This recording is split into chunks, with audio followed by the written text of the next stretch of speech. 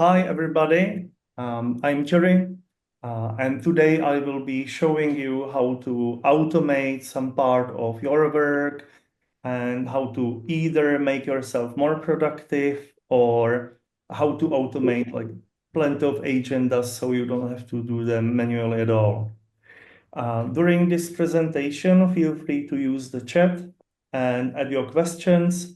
Um, After we will finish this presentation, I will hand it over to my video editor and it will be on our YouTube channel. In about a week or two, the link to the YouTube channel will be on the last slide. All right. So just a quick introduction about me. So I am a lifelong software developer. I started when I was a child. About 15 years ago, I was involved in the first project, which we could call machine learning. It has nothing in common with neural networks. It is operational research, which means optimization in logistics most of the time, or warehouses, things like that, some e-commerce store personalization, etc. About 2 years ago, I went more into machine learning. About 2 years ago, also, I had my first project that were considering large language models. It was an application that was basically replacing product managers with large language models. So taking specifications, creating tasks, assigning them, creating tests for those tasks, and so on. But also I have started training various neural networks, Bayesian networks, recurrent networks, etc., which are very useful in plenty of contexts as well. Besides all this, I have a software company. Sorry, हाँ my video कोई editor दिक्कत is not AI yet. That's a good point. Good point. Yes, it's not AI yet, but वो uh, इन्ना करते हैं ना मेरी कोई चीज वो मतलब वो जान नहीं देने ना इन्हें कित्थों आना है रात में आंदा sorry, so I will mute you because can you send the questions to नहीं chat? ये मैं लैपटॉप पे मेरी एक जूम मीटिंग जी start I'm sorry. Sorry. Yes. Please mute yourself. Send the Hello, question. I'm having a problem. I come out. I couldn't see a picture. How do I? Okay, sorry. Just use the chat, please. So, um, I am a software developer in this field for a while. Let's say for a couple of years at this moment in machine learning field. Now, what I will be speaking about today. So I will start with current possibilities. If we speak about AI agents, AI employees, we are very early in this field, and there are plenty of unresolved problems, plenty of unresolved issues. I will be speaking about those things. I will also mention how I think this field will evolve. Um, I think there are plenty of obstacles that need to be resolved, but at the same time, there is a lot of opportunities to completely change life of majority of people. Then the biggest part of the presentation today will be examples of some existing tools, explaining their pros and cons, and what are they about. I will show you some examples. Some of those examples are in a way synthetic, created just for these presentations. There will be also examples from the real application. Yes. I will be mentioning. Yeah, Sorry, I know it's a bit naff, isn't it? sorry. That's what I'm. I have to mute you. Sorry. If you will have any questions, use the chat, please. All right. So let's speak about current possibilities first. So the situation is that when you look at people, we are significantly more flexible, and every single employee is able to do practically infinite amount of different responsibilities. While when you are building those AI agents, if I can't mute everyone, yes, it's a good point. Let me try. So mute all. All right, and it's done. Thanks for a suggestion to everyone. So please use the chat. Perfect. So current possibilities. So the biggest difference between employees and AI agents is that people are significantly more flexible, and we can react to situations that are novel, and we don't need that much data to learn.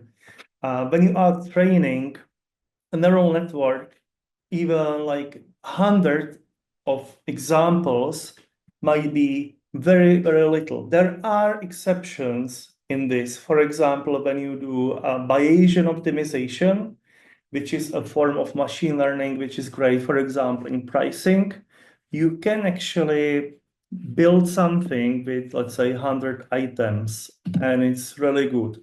But most of the time, you can't, and you need a lot of data. And it's not enough to show something just once. And when you are training, you need really a lot of data. You are feeding it to this model. Nowadays, our, let's say, training expenses are easily $100 per day, because you need to collect a lot of data, you need to train it, it's intensive on GPUs. So this is one of the disadvantages. So what I suggest is more like, instead of trying to replace the whole, let's say, job and say, okay, now I have one marketer, to go the way where you split everybody, split every, let's say, person into multiple responsibilities. So for example, if we will speak about marketing, you can split marketing responsibilities into multiple sub-responsibilities. So for example, from marketing, you can say one subfield is marketing research. And from marketing research, you can split it even more. So you can say, okay, it's brand monitoring. And then you might say scanning for leads, validation of product ideas. And when you want to split scanning, let's say validation of product ideas means that you have to find potential customers who will be willing to try your product. You have to reach out to them, and then you have to organize, really like getting those people on meetings, building those focus groups, and so on. So like from, okay, let's replace marketers, you are suddenly 2 levels down in very narrow scope. And this narrow scope can be automated significantly better. You can basically reduce this into a couple of prompts, a couple of tools, and you can say, okay, and now I can build an agent that will be, for example, sourcing people that you will use to validate your business ideas. And this is something concrete that can be implemented. And that's fairly specified, and this is what I would suggest you to do, like how to automate this. So do not try to say you are a marketer and do marketing. This is not going to work. You need really plenty of different roles, and each role must be well specified. You need to teach the AI agents to use certain tools and so on. When those agents interact with each other, things will get even more complex. I will be speaking about that even more. Now, yes, I have a question here. If jobs are on stake, so yeah, how? I will definitely show how to do this. So let me explain if jobs are on stake. In some way, yes, because in some way, when steam engine was developed, plenty of people who did a lot of manual work were also replaced with an engine. And now, for the first time in the history, or for the first time in the history, for one of the first situations in the history, we see that people can really replace white collar jobs. This hasn't been happening. in the past. Now we see situations where really those marketing work and so on has been partially replaced. But at the same time, we see that people are becoming more productive. And I think the jobs that are most on stake are jobs where there are very well described. And if those jobs are, let's say, there is plenty of texts that describe them, so machine learning can be taught how to do those jobs. When you compare that with, for example, with jobs that are unique, nobody writes about those jobs, like importing Greek art into the UK. There is not a lot of books about this. And if you will have a job like this, AI is not going to replace such a job or such a business. And you can potentially, let's say, offload certain things to individuals. And another thing I would like to speak about is I have another slide about that. It's the far future. I think that in the long-term future, you would have is that we all will have own agents and we all will be more independent. Potentially, what might happen is some people say nobody will employ employees. But what might actually happen is that you will not need to be employed because you will have your own robotic employees. Initially, let's say purely digital, working on your behalf on the computer. This is what is happening now. But in the beginning, I was speaking about robotics. In 10, 20 years, you might actually have tools that will be helping you in agriculture, for example. You might have a village where robots are making all the food. People don't have to care about agriculture at all, and still the robots will bring them food and so on. So we might actually end up with communities that will be completely independent. People will not have any jobs. And at the same time, they will not be starving because they will be giving jobs to those machines. So this is let's say the long-term view and what I think is a potential for the technology. All right, now the ecosystem. So when you look at the ecosystem, there are tools that try to achieve those things without programming. No programming needed. You can basically drag and drop some agents, or you can even say, hey, agent, achieve this or that, and it will happen. And then there are tools that require programming. And I would say we are still quite early on. So if you want to have like a good solution, good agents that do work, and I will be speaking a lot about that because still it's not obvious to, like, even when you are programming to get your agents to work, at this moment, you more or less need to be somewhere here. And then there are two types. It's a terminology I have invented for myself. So either you might have agents that are waiting for your input. You tell them what to do. The only thing is it's not just large language model that gives you answer.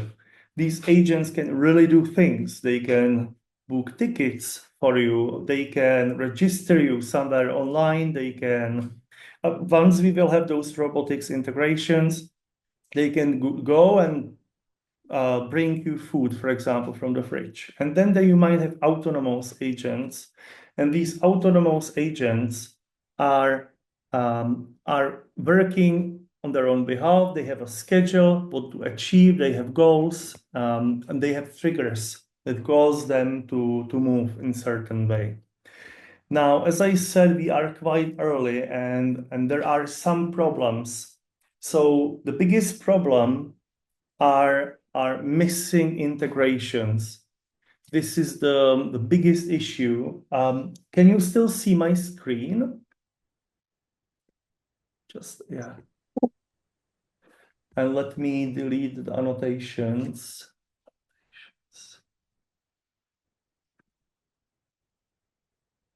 Yes, you can see, okay, whiteboard.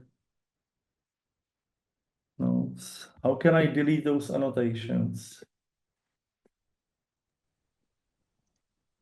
This one. So,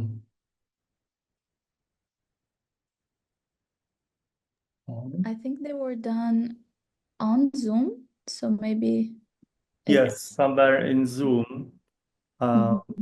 Yes, yes, annotate here. Clear all drawings. Great, now it's all good. great. Okay, okay. So first are missing integrations. And this is the biggest obstacle that exists, which has to change because in the future, really, you might have integrations to anything. And for example, for computers, so there are nowadays existing, like plenty of existing tools. I think one company which is quite well positioned called Apify has like thousands of agents. So potentially something like that. Let's say Apify. So a company like this, they have really thousands of workers. So potentially these 4,500. So technologies like this might be utilized to control more or less the whole internet. The second thing might be the overall robots. Yes. So then the second thing is lower predictability of outcomes. So in one of the projects we work on, we have to annotate a lot of data about commits of software developers. So basically, a commit is a contribution of work. So people get a task, they work on it, and then once they finish it, they commit it. They add a message, and we are processing them on a massive scale. And we are using AI to find out what is the commit about and what changes were done and if there are any errors and if there is lower quality. And it is sometimes annotating great and sometimes it's completely off. I would say, and as for like in English, its abilities are the great, but when somebody is using non-standard terminology, many companies, for example, have their own terminology and use some internal names of internal systems. And when you have such a thing, the system is just not annotating those things well unless you give it additional context. But there is a theory that when the more context you give to AI, the lower is its IQ, the lower is its intelligence. So this is this one. Then critical thinking. So, and it's getting worse actually. So I would say that one of the biggest differences between large language models and individuals is how agreeable they are. If we speak about like different people have different level of agreeableness, and AIs have extremely high agreeableness. They are willing to agree more or less with anything, and they tell you no only when they really have to, and when you ask them explicitly, which might lead to situations where you will push agents to do things that are not really good for you and should have been stopped. And the model is just not willing to say, no, I'm not going to do it. Then next thing, good enough. I have heard like that this is, yeah, I tried to learn this word in Chinese anyway. Let's move on. So basically good enough approach. So especially Claude as a as a model has extreme willingness to cut corners and just to deliver something that's more or less good enough, but it's not by the description. So you ask the agent or you ask the AI to do something, and it will easily ignore some things, some parts you ask it to do without telling you, completely ignoring it. And you have to ask it multiple times to do the thing you really want. And so because Claude has been trained in a way that it is trying never to say like, I don't know, I can't finish your task. It's trying to find workarounds. Even, for example, when you ask it, you should read data on internet, and it will, if it can't read data from internet because the tool to read data from somewhere is not available, it will just create its own synthetic data, and it will not warn you, it will not tell you. Once I was using it to implement an application in re-implement application from one programming language called Python to another one called Clojure, and it ran into a barrier and it couldn't continue. And without telling me, instead it picked another programming language and started implementing the whole thing in another programming language without me telling the AI to do such a thing. So this is quite an issue because you have to have some control mechanisms in place. Then there are privacy concerns. So obviously you are sending your data online very often, private data, health data, financial data, legal data, data protected by non-disclosure agreements. Your data might be, if you are in European Union, your data might be leaving European Union, or if you are in the USA, your data might be leaving the USA. So it's quite an issue. And of course, you can build your own machine and you can run your own show. It costs some money. It costs a lot of money to, like, in the initial investment, we are speaking about a few thousands of dollars to have a machine that's decent and that can run your models. The good example nowadays is NVIDIA Project Digits.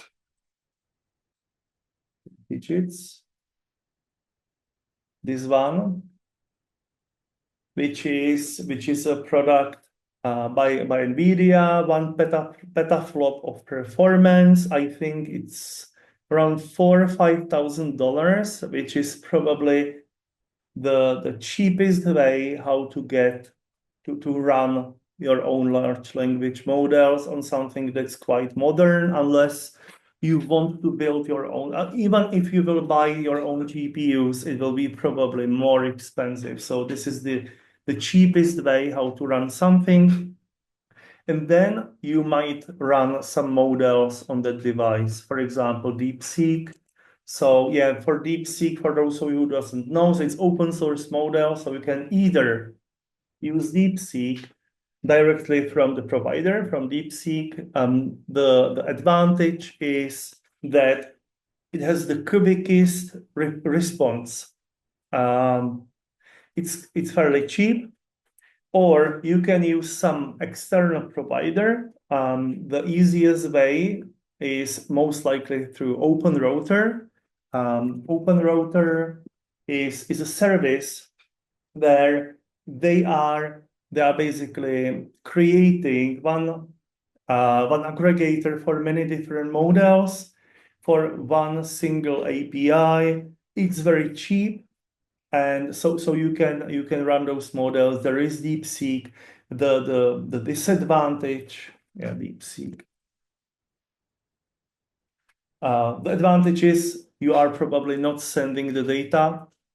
You can't. Can you see my screen?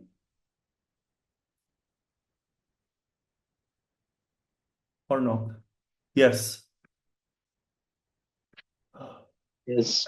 Okay, because I have got a message that you can't see. Yeah, Erland, you can't see my slides because now I'm showing OpenRouter. So this is another option if you want to use DeepSeek. And the next option is really to run your own DeepSeek on some hardware. It will be upfront investment of a couple of thousands of dollars. And then it really depends how much data you have and how much data are processing. And this is the last by performance, high cost for self-hosted solutions. For companies, it's probably affordable, and you can have such a thing in place. Okay, so let's speak about the tools we will cover today. I will spend less time with tools that are let's say they don't require that much programming, because I would like to focus today more on tools or building your own agents. So first tool I would like to mention is Manus. It's also made in China. It's invite only, and it really is an agent. So basically, in Manus, one second. So in Manus, I have got access. So what happens is you give it a task, a real task, and Manus has a computer. It starts a computer for you. You can even log into that computer. You can use the browser in that computer. You can work with files, and it is working autonomously on your behalf. It's surprisingly good, and for example, for one-off tasks where you want it to make some strategy, create some outreach plan, make a website, things like that, it's actually quite decent. And so you of course need somebody to invite you. Each agent run is about $4 US dollars. If you have access to Manus. Yes, I have access to Manus. It looks like this. This is Manus. So basically, as I said, one run of the agent costs around $4. Now, the next tool I would like to speak about is N8N, and it's an open source tool that has also a cloud, and this tool allows you to do practically visual programming. So you can drag and drop your own scripts. This tool has been in existence for a very long time, many years. In our company, we use it to automate certain HR tasks like creation of accounts. And they have recently added support for AI workers, so basically for AI agents. So you have triggers. Those triggers might be practically anything. You can send an email, you can send a message. It can be scheduled to be run every day, for example. You can run it manually, that you have a button you press and it runs the flow. So something initiates the flow, and then the data go from one to another and so on. And in this, you can have an agent. And each of these boxes have inputs and outputs. So it takes data from one and sends it to another one. A good thing also is that if you are technically capable, you can download N8N for free, and you can run it on your hardware. And if you are not, you can just sign up and use their cloud. The cheapest version costs something like $28. How much was it? Yeah, 20 pounds. 20 pounds if you pay annually, monthly 24 pounds per month, or 60, depends how many projects and executions you have. They have a lot of integrations.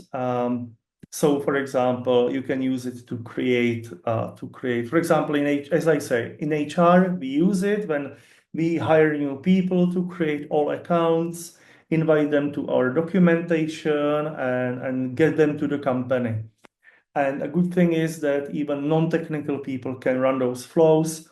AI agents are quite simple in all that because you just add the prompt.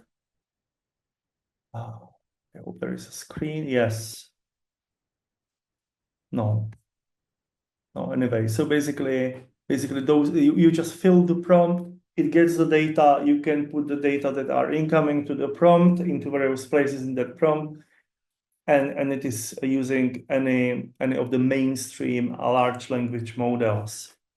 Then we are getting to a couple of honorable mentions, tools that might help you. These are specialized. So tools that are not like more universal. So one of those, all of those are more, let's say, focused on developers. But if we are going to see that plenty of white collar jobs will be replaced by AI agents, what is actually going to happen is that in the future, some code and developers will be replacing consultants, marketers, lawyers, or not like the whole jobs. I don't believe that we will be replacing the whole jobs. We will be definitely replacing subsets, well-described, predictable, repeating actions are those that will be replaced. So actually, even for people who are not developers, it is useful to learn some of those tools. And the good thing is that tools like these, for example, Lovable, it's a tool that is great for prototyping new product ideas. So for example, I am using Lovable to validate business ideas with customers. Let me just quickly sign in. Sec. I guess I'm signing with GitHub, yes.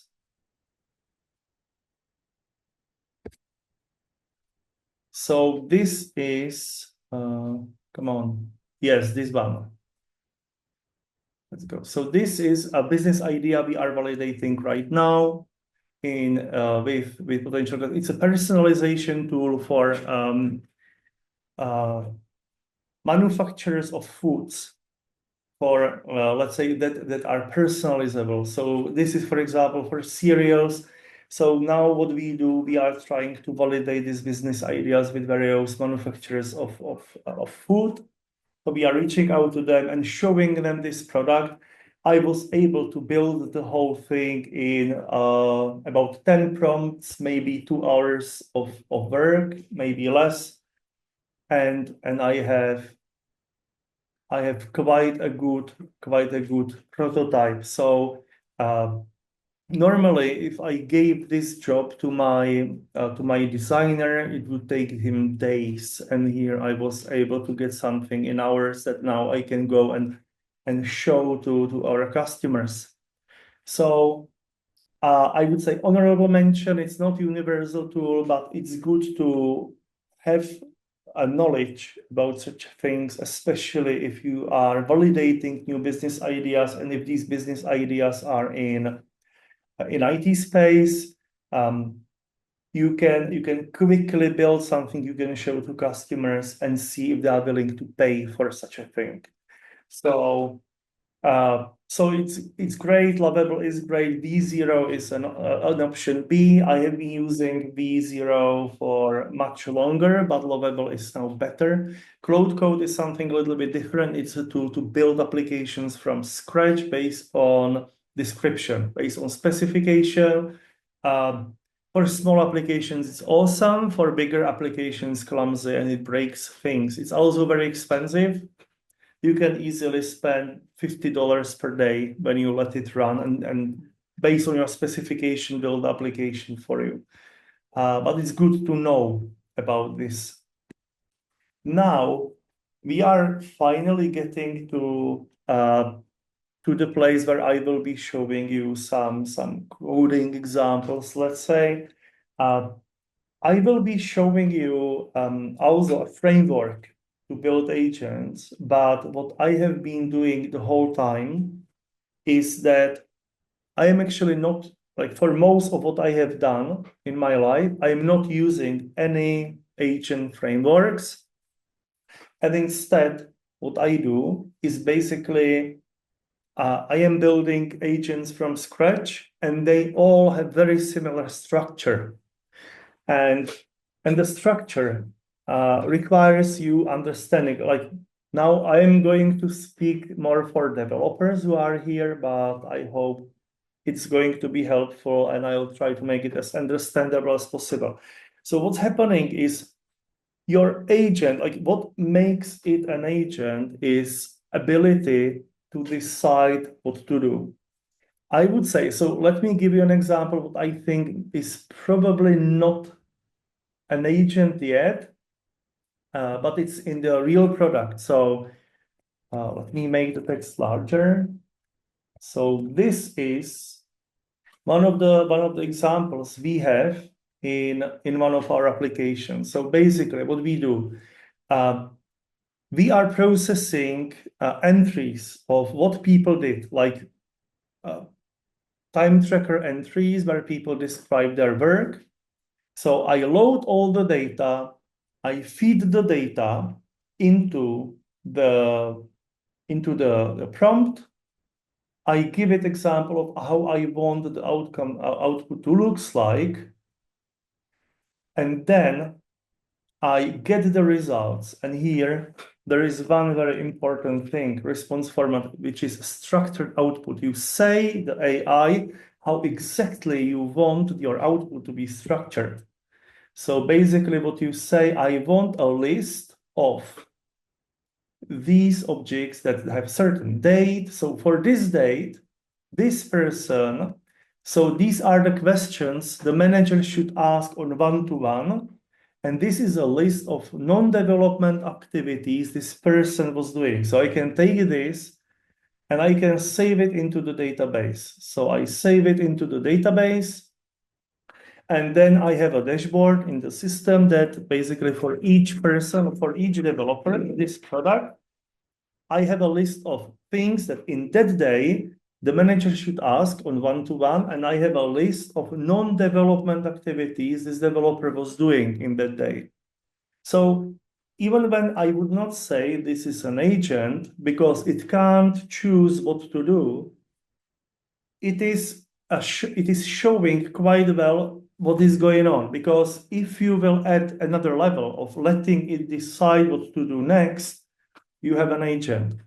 So I would say that when you build an agent, so have a prompt that's feeding data and it's deciding on next actions, and it's always returns structured output. This is great because it makes debugging of those agents significantly easier. So then, if I will give you another example, it will be this one. So now we are not going to study the whole source code because it would take much longer. But basically what we do is, we have a topic.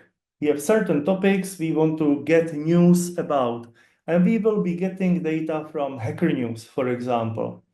And you let the agent to scan the page with all the news and say what are most relevant topics. So let's say you are interested in databases or business or whatever, and the tool will scan the page, read it, and AI will decide what to do next. Do you want to open one of the articles, or do you want to scan another page? So then, when I will run this agent, here it is. Yes, you can do it in any programming language. You don't need just JavaScript. So here, I'm running the agent, and I am interested in, for example, databases. I can change it. It doesn't matter. So now I let the agent to work in 100 steps. It's arbitrary. If I will give no limit, the agent will never stop. It will run forever. And now I want it to give me the most interesting articles on Hacker News in the last 5 days, but I can process almost any website. So one thing I have learned, because I have been building those, let's say, scrapers for a while, some websites are very active in blocking of those. So for example, I wanted to show you an example from the Telegraph, for example, which is another newspaper. They block all the bots. So for example, for some, it's not easy. You have to automate browser. You can't just make a simple bot. So there is another thing I would like you to be aware of, and it is, where is it? Here, Cloudflare, which is super, if you are not developers, Cloudflare is super important tech company that is used to protect many websites. So they added a new feature, AI Levering. And AI Levering, if you enable it on the website here, so basically it modifies your pages, adds hidden links that are there to catch your bots to go through them, and it leads to pages of another links. So basically your bot can potentially be trapped in this labyrinth forever. So just like be aware that building crawlers is not easy, and it might become more difficult in the future. So here, so I have this bot, for example, Hacker News, they don't care, they let you to read those articles from a command line. So the bot read the first page. So let's say today, so there is 30 items on the page, and let me make this larger. It selected 5 articles for potential reading because they might be about databases. In the second iteration, it decided to read the article. So it opened the article, it loaded the page, and it evaluated it. Then it decided, for example, again, to go to another page, to choose another article. And here it's moved to another day. So the agent is autonomous. It's deciding whether to open pages or to read articles. It's super simple bot. And as it is running, it is creating a couple of files. So basically, these are articles it is currently processing. So as it is running, it will be adding more and more lines. So we will, let me check where we are. So we are in the iteration 33, 34. So if we were waiting long enough, and if it will find relevant article for databases, it will add more data to this document. And as you can see here, see, it added another article, and it's adding relevant score automatically. And in the end, it will compile a list of 10 articles about databases.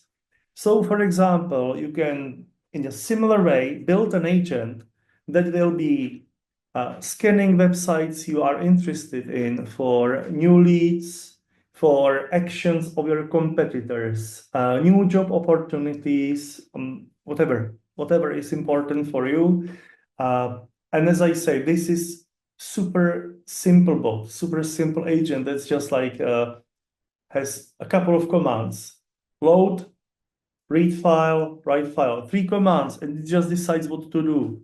And it is literally not clever, so it can't bypass plenty of protections. With tools like Apify, I have no connection with the company. I don't know anybody from Apify. I'm not paid by them. It's just with tools like Apify, they have thousands of crawlers of thousands of websites. Potentially anything can be automated. So now we have this robot, and if we will let it run, let's say over time, it will finish. I think we can move on, and in the future, we will come back and we will see how the outcome will look like. I am pretty sure that we will end up with some decent list of articles about databases. I could run it with some other topic and it would find different topics. Okay, let me go back to the presentation. So this is the first example of coding agents on your own. Now there is a second example, which is massive. I don't have time to really walk through the whole source code with you. So, but I want to speak about this for a second, even when to show you the scale of how the project might be big. It goes to thousands of lines of code, and in this, it's in development. Basically, what I am trying to do in this is create a CEO who is spinning off its own employees that can do anything. So in my first agent, these agents can do just three things: open page, write file, read file. Here I am building universal agents that can run any commands, do any calculations, anything. And the CEO is generating tasks for workers. So here I have a database, and in this database I have tasks, so I have agents. This is, for example, for some brand agencies, so I have lead generator, content creator, brand monitor, and so on. And I have tasks. And these tasks are basically being given into those agents, and those agents have freedom to achieve those tasks however they want. And there are plenty of different engines. So one engine might scan pages, run Apify, run local jobs, work with a database, whatever. And those things make it significantly more, let's say, significantly stronger, but of course, it's much more difficult to implement such a thing. The long-term promise might be that even when I said split tasks to small ones, I'm really trying to evaluate this top-down approach and see if I will be able to create a virtual company that's able to do marketing research, build marketing assets, potentially reach out to people and do all this fully automatically. So, and I am using the same cycle. It's just a loop that goes again and again. It's fed the data, generates new actions with structured outputs. And based on those outputs, you are building actions. It's just that these actions are less defined and agents are left to their devices to decide how to achieve those things. So this is the way how I have been doing it for the whole time. Now there is one tool that I experiment with and that I think is promising, and it's called CrewAI. Also, so they have open source version and they have hosted version. So if you are not the developers, you can use their hosted version. I don't know what's the pricing. And basically how it works that you can either define your own agents or they can even use their crews they defined. So let me show. So let me go directly to CrewAI website. Again, I have no affiliation to them. They don't pay me. What's the name of the bot scanning the web for job posts? So I would probably use Apify for such a thing. So here, CrewAI. So they have a platform that allows you, let's say here, templates. This is what we want. So for example, we want prospect analysis crew or personalized outreach crew. So this personalized outreach crew will basically have multiple agents. So one agent will get data about person. Another agent might enrich the database on LinkedIn. Another agent might enrich the database on your product descriptions, and then it will give all the data into the last agent who will send a cold email. So there are tools like Apollo.io and so on, which you might be paying for if you work in sales. With CrewAI, you might deploy those implementations yourself, and you can customize them even more. So these are templates. Another important thing is tools. Because your agents need tools, they have plenty of tools. So again, Apify Actions, because they have built thousands of integrations to more or less the whole internet, searching internet, interpret code, work with files, work with databases, and so on. So, so these things help you to build agents that can do changes. Like one important thing between large language models and agents is that agents can use tools. So in CrewAI, there are plenty of existing tools that you can use. Okay, let me just do one thing. I found that we might have a limit on how many people can join. I can't change it now. 1 second.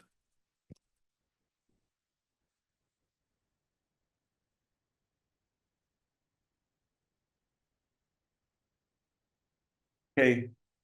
Zapier. I haven't used Zapier for a very long time. It's quite possible they went with the same way. Actually, I've seen CTO of Zapier speak about AI. Yes, so look at that. So you can drag and drop your flows, and they have AI agents. So you can actually describe those things. Yes, most likely with Zapier, you could achieve similar things, but Zapier is much closer to N8N than CrewAI. Now, CrewAI is open source, and you can build your own tools. So how it looks like. So this is a project that you can run locally. So what do? You describe your agents. So this is a specification of agent. For example, researcher, report analyst. Then you have tasks. So you can provide a list of tasks your agents might be working on. And then you put them all together. So you have agents, you have reporting analysts, and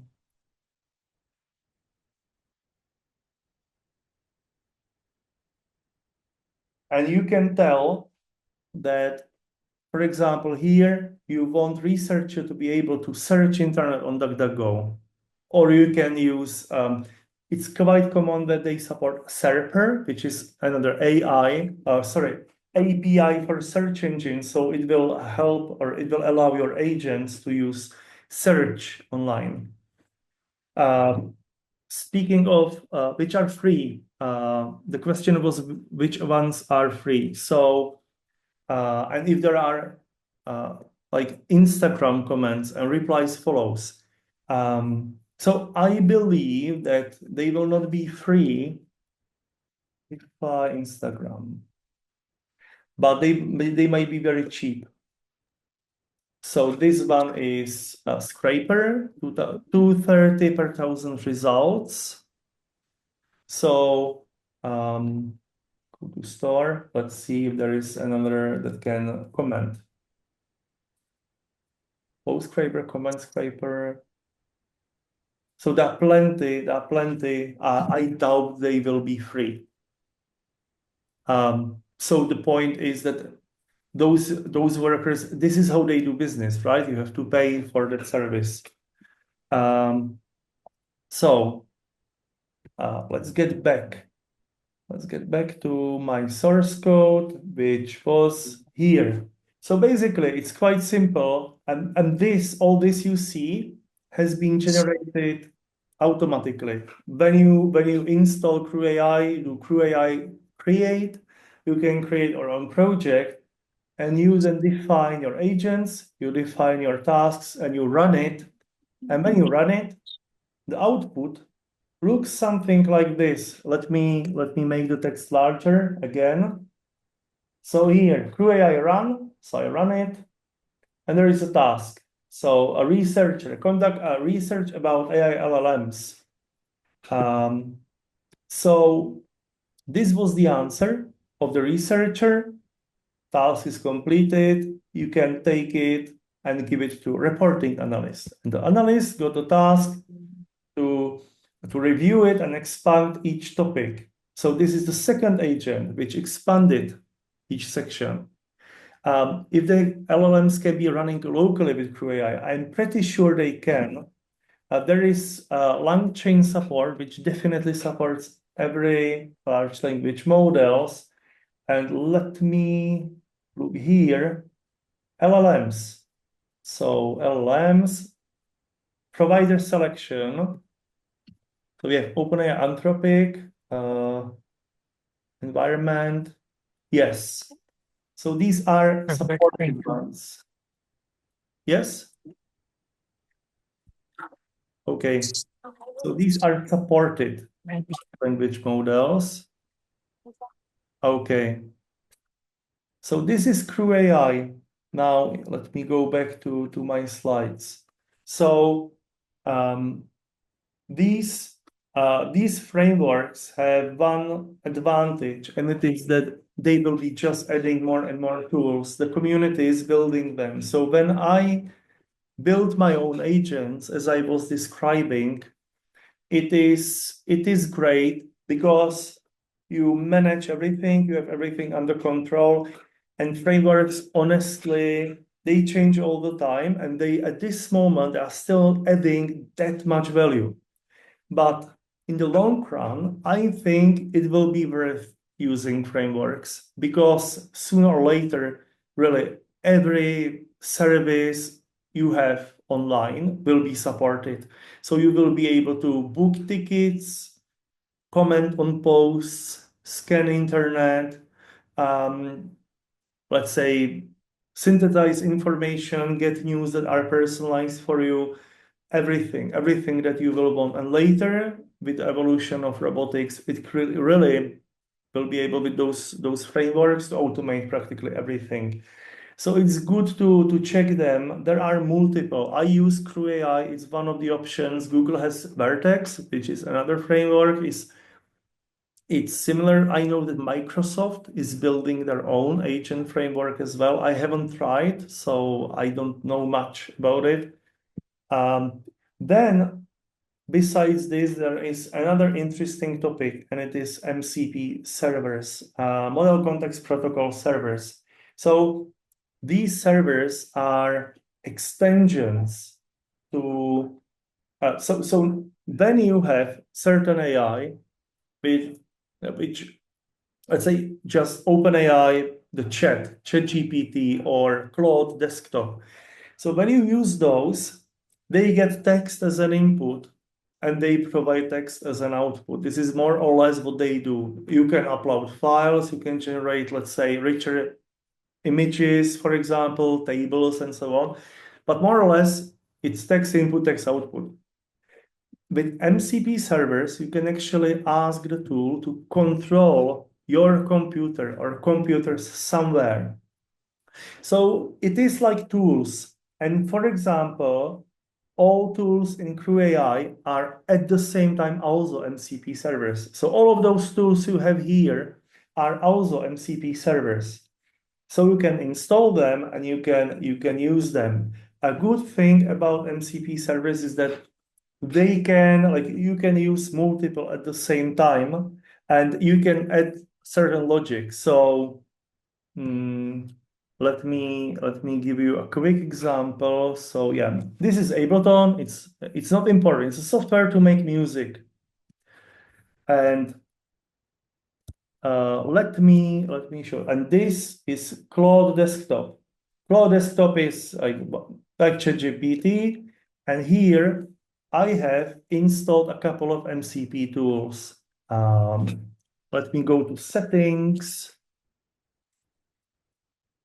developer, And I have 3. Ableton MCP. Tor request allows me to do anonymous requests on internet. It's MCP I have developed. It's open source on GitHub. And I have MCP to use browser. So for MCP, so let's say calculate how much is 6 times 6. In Ableton, add new drum rack and name it as the result of your computation.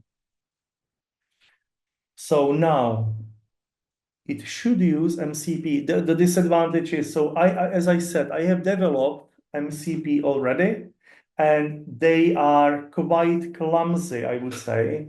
So I hope it will work. See, so it has already added a new track. Now it should change it from a MIDI into yes drum rack, as you can see. And now it should rename it to 36, and it did.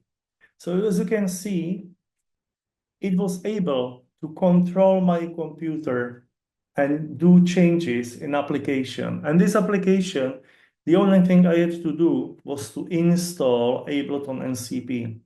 So those MCPs, if you will install enough of them, you can explain what you want to achieve, and the AI will be quite persistent and will try to achieve it. And you will just allow, and it will be taking those actions and it will be controlling your computer. One disadvantage is that, or there are a couple of disadvantages to MCP servers. I have to tell because it's important. Even when I think MCPs are important for the future, they are very hard to develop. They are very hard to debug. They are not very reliable. I would show you significantly better example because like I had an example, take articles from BBC, choose the article that's interesting, I don't know, for Americans, create a new track in Ableton and name this track as the article. But for some reason, even when my MCP was working, it stopped working because it's so clumsy. So MCP servers are super interesting technology, but at the same time, their development is not easy. And many people say that actually letting Claude Desktop or other AI just use APIs might be easier. It's true, it might be easier. The biggest difference between MCP servers and API is that these servers are stateful. And by being stateful, they might get to the state where they are internally broken. You don't have any easy way how to reset them and so on. Okay. Yeah, I've got a question. What's the best tool combination for lead generation and CRM? It's not easy question. I have built my own CRM for my company. My colleagues could potentially reply. They use Apollo. What else? But there are plenty of solutions. One of the things I would say it's, for example, for LinkedIn automation, every time some tool gets too successful, LinkedIn cuts it off. So I know that my colleagues, my sales colleagues, they had to replace tools multiple times because when everybody starts using it, LinkedIn cripples the tool because they don't want too much automation on LinkedIn for obvious reasons, right? All right. So this is MCP servers. Now, like AI company, so the division that might exist. So the most important thing are actually or the most tricky thing are tools. You just need tools to control everything. And ideally, your tools should be used by something like CrewAI and should be used by something like MCP servers. So when you have something that's repetitive, you will build your own CrewAI crews with agents that are triggered by something like every morning or when your customer signs up or when you receive an email and so on. Or, but a good thing is that if those tools are also MCP servers, like in CrewAI, you can import them into your, for example, Cloud desktop. OpenAI, I have already said that ChatGPT will be supporting MCP servers, so it's just a matter of time. And you can trigger all of those actions manually when you have ad hoc actions. I don't really think we are close to the point where we would have like companies with no employees, because there is just this much of ad hoc activities. But it's great that if you have like the tool is shared by both MCP or your Cloud Code and your CrewAI crew, you can trigger some things ad hoc and do them a little bit differently if you need. And everything repeated is outsourced to agents. Another thing is, a best practice I have learned is you should try to build your agents stateless, which means they shouldn't have any internal state. And instead, it's good to use some database where all the data from all agents are aggregated. So they see the same thing, they see the same truth all the time. It makes debugging significantly easier.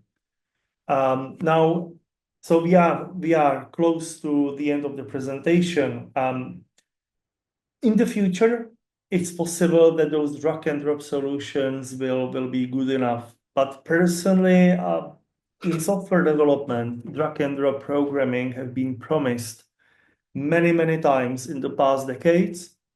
And it was never as practical as learning how to do some programming yourself. So it's good to learn at least some programming. A lot of those things I have shown today can be generated by AI. If it's still too complex, you should always reach out to some developer. I don't want to shill myself, but of course we are building those agents for customers and for us. It's good to have those like tasks, and those tasks, and people should use those tasks, and your crews in the company should use those tasks as well. Yes, so these are the basic key takeaways. Now, if you want to ask more questions, I will quickly walk through your questions. In comments, I will reply. But also, if you will have extra questions, feel free to reach out to my email. We will be publishing this presentation on our YouTube channel. It will take us about a week. So please subscribe to our YouTube channel. Now, let me quickly go through the questions. Yes, also, my colleague, Katya, she shared form.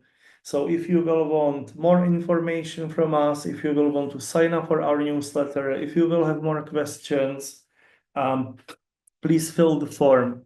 Okay, YouTube channel, it's here, youtube.com/flexiana-dev. So when you open this channel, yes, I do plenty of interviews with developers, CTOs, and there will be also recordings of webinars. So I had a webinar, 10 ways to improve your business with AI and machine learning, AI tools for product managers. So there are more videos from previous webinars. Now, let me quickly look at your questions. If Katya is an AI agent, no, Katya is my colleague. She's from Georgia.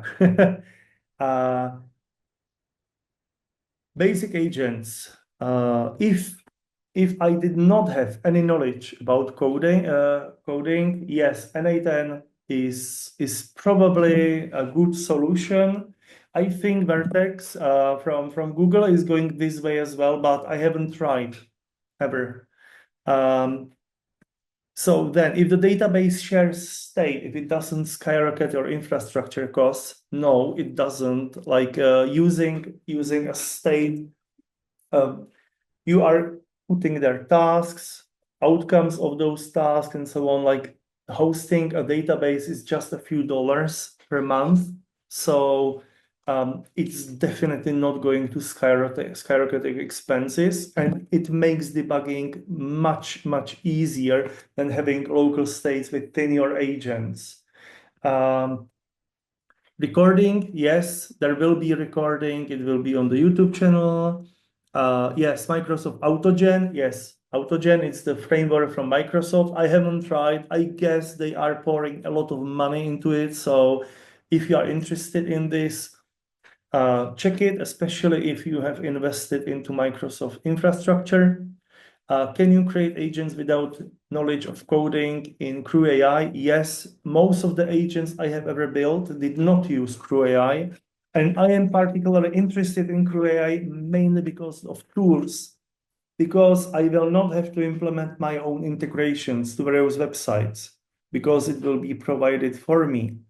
But besides that, frameworks are quite lean. They are not adding that much, and building your own agents is not that difficult. It's really commands, prompts, and structured output. When you learn those three things, you can build your own agents.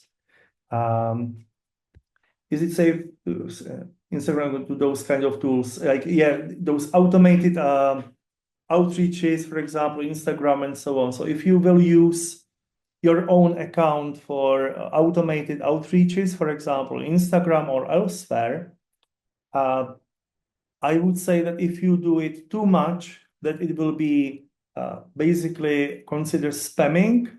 Yes, they might ban you, of course, but if you will do it on acceptable level, it might be okay. Automate Instagram, yeah, Zapier.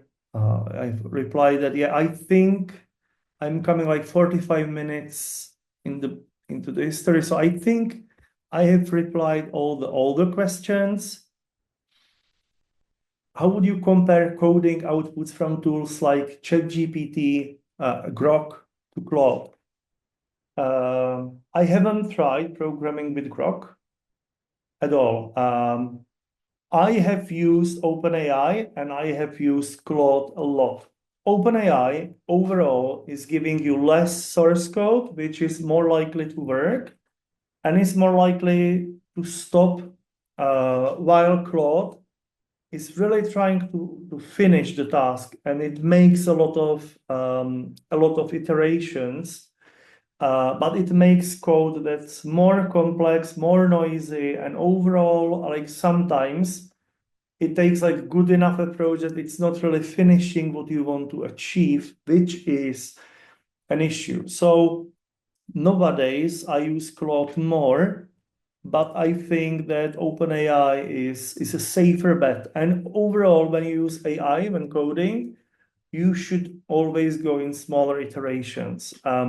If I'm from the Czech Republic, yes, I am from the Czech Republic, but I'm not living in Czech Republic for well over a decade. I'm in Anglosphere for a very long time. My kids speak English. My job is in English. I live in English for a very long time. What is the best way to learn coding and what languages? I think many people are using Python for this, but if you want to learn programming, check multiple programming languages. I use more. I use Python, I use Clojure, JavaScript, and other languages. Check multiple. You should also like it because it takes a lot of effort, and you should like what you are doing.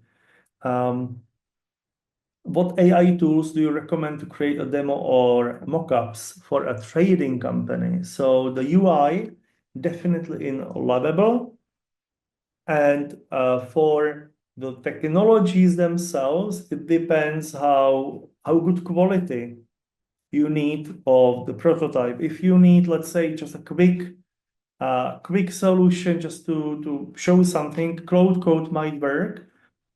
If you want something more proper that really works, it actually might be better to hire a developer who will implement it. Of course, if this developer knows AI well, he or she can implement such a thing probably faster. But yes, it depends. So can you remind, please, what would you use to scrap job positions? I would use most likely Apify for LinkedIn. And there is another thing. You can, if you pay for a sales navigator, you can create various alerts. Maybe you could use something to check for job searches. I don't know. I'm not really, like, our HR in the company is reaching out to people when we are hiring. So we are not scanning for positions, but actually this might be actually good for lead gen, for example. Okay. So if you gave one recommendation for technology for coding tasks, it will be Claude. Hard to say. I think like Claude is better in some things, and OpenAI is better at different things. And I don't have enough experience with, for example, DeepSeek and others, but you can quite easily create your own, for example, topic, your own API key.